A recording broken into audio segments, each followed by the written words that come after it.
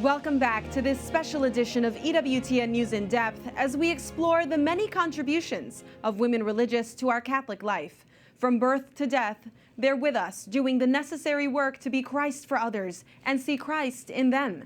Let's start now at the beginning of life with the mission of the Sisters of Life. The Sisters of Life is a relatively young order, just 30 years old this year. But despite being in its infancy, it's growing quickly. Pope John Paul II diagnosed our growing societal problem. He said, "We live in a culture of death." And John Cardinal O'Connor in New York took that message to heart and inspired a group of women religious to counter that prognosis. The Sisters' mission? Promoting a culture of life, helping women in all stages of their lives.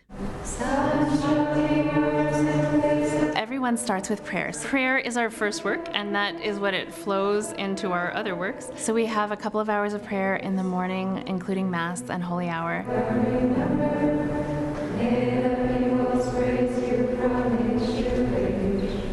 Work begins after breakfast. It sounds like you are far along. You are going to have a little girl. Our time of calling women back who called yesterday.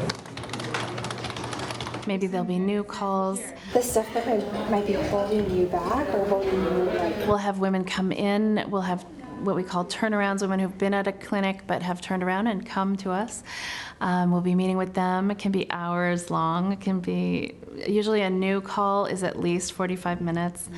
And just walking them out of a place of fear to a place of freedom is our biggest work.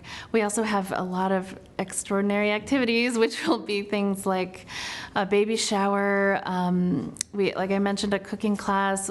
Earlier today you saw we were painting something with the women. It's just a way to make them feel part of a family. I know that you also have healing missions. It's not just about walking with someone who is in the middle of making the decision. Yes. Can you tell me a little bit about that? Absolutely. So, yeah, because maternity is forever, that's a big principle that we live by, that a woman will feel a huge loss after her baby has been, that she has lost her baby to abortion.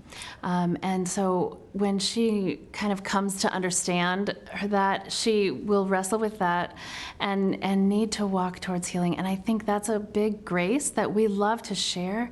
We love to share that there is healing after abortion. There is hope. We love to kind of like push aside the veil that covers the mercy of God and be like, look at God's mercy. It's like a lighthouse. And so many of the women that we've served in the past who now, they've been able to trust God through the hardship of coming back to Him after suffering an abortion. And she becomes this big lighthouse of knowing that there's a way through the pain.